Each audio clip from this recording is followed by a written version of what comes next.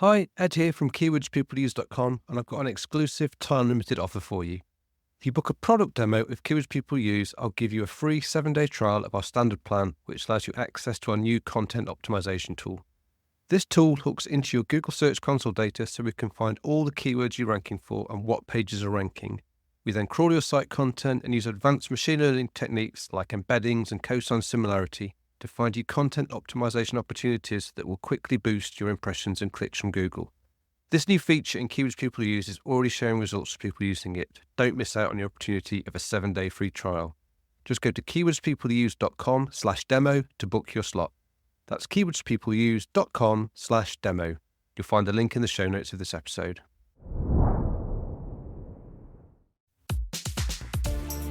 Hello and welcome to SEO is Not That Hard. I'm your host Ed Dawson, the founder of the SEO intelligence platform keywordspeopleuse.com, where we help you discover the questions people ask online and then how to optimize your content to build traffic and authority.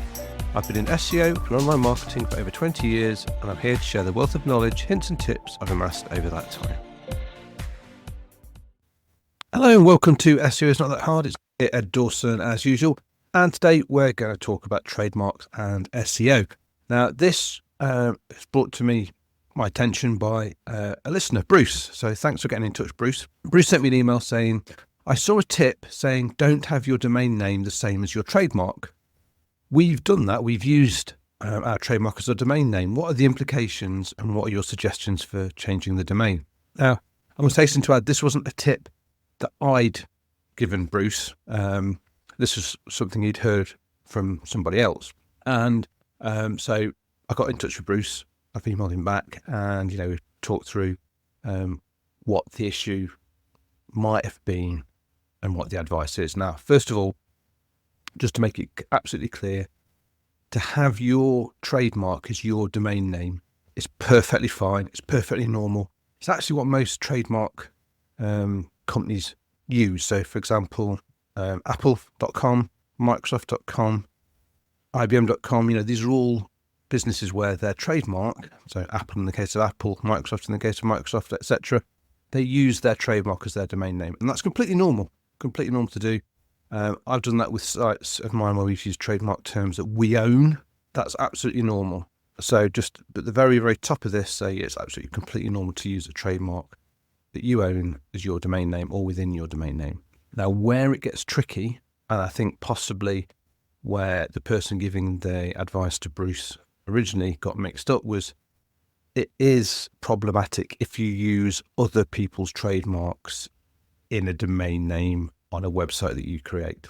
I know, for example, Lego, the famous brick, toy brick company from Denmark, are incredibly litigious when it comes to people trying to use the word Lego in any domain name of any kind, as far as I can see, but specifically ones which obviously are trying to sell Lego, be affiliates for Lego, that kind of thing. Amazon and others have also been very, very litigious when it comes to protecting their domain name. And you'll quite often, if you just do a Google, like the news for trademark news, trademark infringement news, you'll find lots of cases of small companies that use trademark terms in their domain names or in their business names being, told by the courts to shut down, change their names, pay damages to the trademark owner.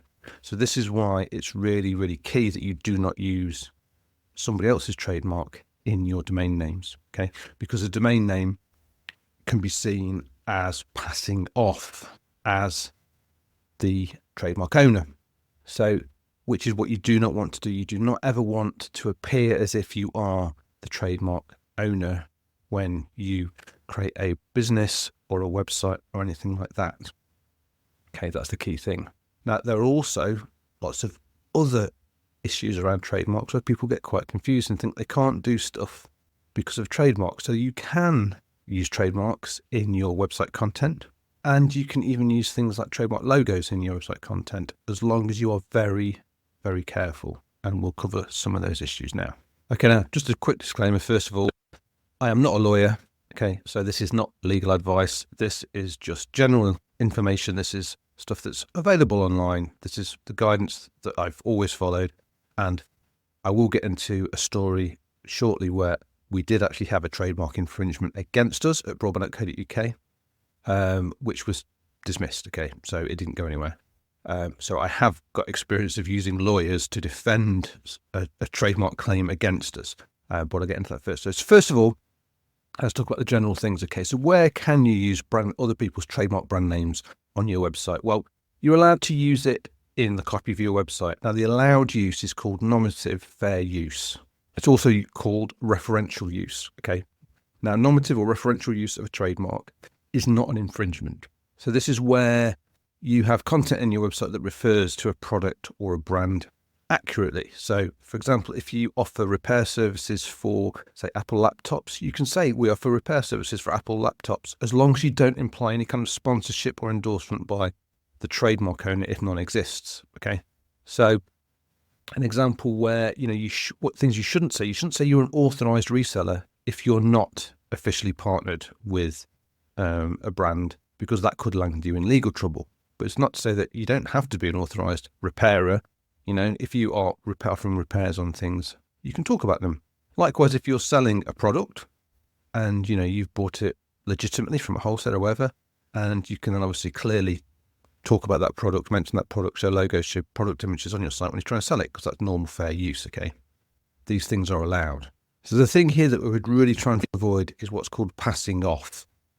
And this is where one party misrepresents itself or its goods or services as those of one or another. Okay, so this is where you essentially could confuse a consumer as to who they're actually dealing with, who they're buying off.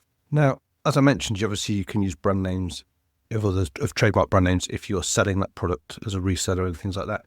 But you can also use these brand names as comparisons, legitimate comparisons. So you don't have to be selling them or have a relationship with them to use them. So things like comparison pages on a website. So if you're maybe comparing your product or a product you're selling for somebody against a third party's product that you're not selling, okay, you can make a comparison against a trademarked product, even if you don't sell it or have a relationship with it, as long as you avoid false claims. As long as you stick to factual information, you can compare your product or any product with another product, as long as you're factual. Obviously, if you make things up, make misrepresentations, you could land yourself in trouble. But as long as you're factual, then it's absolutely fine to say how your product compares to another product, whether it's trademarked or protected in any other way. So those kind of things are fine. Okay. You can also allow people to do things like review products and review suppliers on your website, even if they had trademarks, because there is no law against talking about trademarked companies, trademarked brands, any of those kind of things, as long as you're strictly factual and you're not libelous. Okay, so this is a key thing to remember.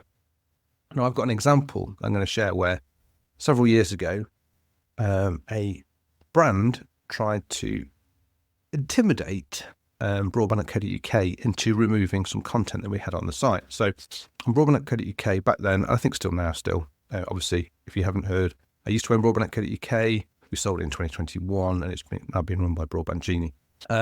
We had thousands and thousands and thousands of customer reviews of broadband suppliers. Now, we had reviews for broadband suppliers that we had an affiliate relationship with, and also for suppliers who we didn't have an affiliate relationship with. And one of those was a supplier called Pop Telecom. In 2018, they sent us a cease and desist trademark violation, which was it's a lawyer's letter that they sent us, and I've just got it here now, and I'm looking at it in terms of what they said to us. So, here we go. I'll just sort of read out some of the key bits they said. So they listed some details of some trademarks they had, which were all image trademarks. And then they said, the company, broadband.co.uk, appears as if it is affiliated with Pop Telecom. And since no contracts or agreements are in place, it is required that you take down all websites and URLs with immediate effect. The service offered by broadband.co.uk is unwanted, and no recent emails on how to better resolve the issue were reciprocated. If you do not cease and desist using the Pop Telecom's trademark material, we will be forced to take litigation proceedings involving legal trademark affiliation infringement action against broadband.co.uk and the owners. Now, essentially, they provided some links to some pages which were review pages on our site, so where customers of Pop Telecom could leave a review. So they essentially were trying to bully us into taking down customer reviews of their service. Now, we knew at high level that this was absolutely fine what we were doing, that it is what we believe was a legitimate fair use. But just to be on the safe side, we contacted our lawyers, sent them this letter, and asked them to draft a proper response for us. And in this response, you'll kind of realise the kind of things that we were doing that made us safe from this kind of bullying. Okay, so that we were doing it right and we weren't doing any infringements. Okay, so here we go. And I'm just reading back now from the response letter that we sent to the to Pop Telecom. One key thing to point out was, while our lawyers went through this, they identified that Pop Telecom hadn't actually got a trademark for the words Pop Telecom, that it only got trademarks for their imagery, even though they had actually subsequently applied for the Pop Telecom wording to be a trademark. And also they had given some URLs on the site that didn't exist. So we kind of said to them, we think you're talking about these ones which are review pages. Okay, so that might appear apparent in this wording. So here's what our lawyer letter said. With regards to your allegations that Broadband.co.uk appears to be affiliated with Pop Telecom, this is clearly not the case for the following reasons. The page is clearly identified with Broadband.co.uk, with the Broadband.co.uk name and logo prominently displayed at the top of the page. The page clearly displayed in our brand palette and not that of Pop Telecom. The page clearly displays in a prominent heading and further explanatory text that the subject and content of the page is customer reviews for Pop Telecom. The page does not use any Pop Telecom logos or other brand assets on the web page. The page makes no claims to be Pop Telecom or be a representative of Pop Telecom. With regards to your allegations of trademark infringement, your registered trademark logos are not used on the web page. The use of the wording Pop Telecom to identify the company being reviewed is permitted as referential use and does not constitute a trademark infringement. As a technicality, our lawyers point out that Pop Telecom Limited do not have a trademark for the words Pop Telecom, though we note you have recently applied for the trademark Pop Telecom Broadband. However, even if this trademark is subsequently granted, referential use of such trademark would not be an infringement of the trademark. So that was the response that we sent to them, and we never ever heard back from them because clearly they realised they hadn't got a leg to stand on, that we weren't doing any kind of infringement, and that their tactic of sending out this sort of cease and desist letter wasn't going to work with us. And clearly they weren't going to take us to court because it would be kicked out because we weren't doing anything wrong. We were within the law of how we were using and referring to them as a company and their trademarks and all those kind of things. So it's not unusual for companies to sometimes try this on. I've got friends in other industries where they've had suppliers and competitors try this kind of thing on them. And, I've shared my case with plenty of other people and said, look, if as long as you're not passing off, as long as it's fair use, as long as it's referential use, then you're fine. And I've never known anyone successfully take something like this to court. So I just thought I'd share that example so you can see how some people try it on and how we were actually making sure that we were actually completely legitimately using these things. So I think that's it for today on trademarks. Thanks, Bruce, for the question. And if anyone else has ever got a question, SEO question that you would like answering, then, all the contact details to how to get hold of me are in the show notes. There's a whole bunch of ways of doing it. And I love to hear questions from people, and I'll always try and help where I can. So yeah, do get in touch. And until next time, I'll speak to you later. Thanks for listening. It means a lot to me. This is where I get to remind you where you can connect with me and my SEO tools and services. You can find links to all the links I mentioned here in the show notes. Just remember, with all these places where I use my name, the Ed is spelled with 2 Ds. You can find me on LinkedIn and Blue Sky. Just search for Ed Dawson on both. You can record a voice question to get answered on the podcast. The link is in the show notes. You can try our SEO intelligence platform, Keywords People Use, at keywordspeopleuse.com, where we can help you discover the questions and keywords people are asking online, cluster those questions and keywords into related groups so you know what content you need to build topical authority, and finally, connect your Google Search Console account for your sites so we can crawl and understand your actual content, find what keywords you rank for, and then help you optimize and continually refine your content with targeted, personalized advice to keep your traffic growing. If you're interested in learning more about me personally or looking for dedicated consulting advice, then visit www.eddawson.com. Bye for now, and see you in the next episode of SEO is Not That Hard.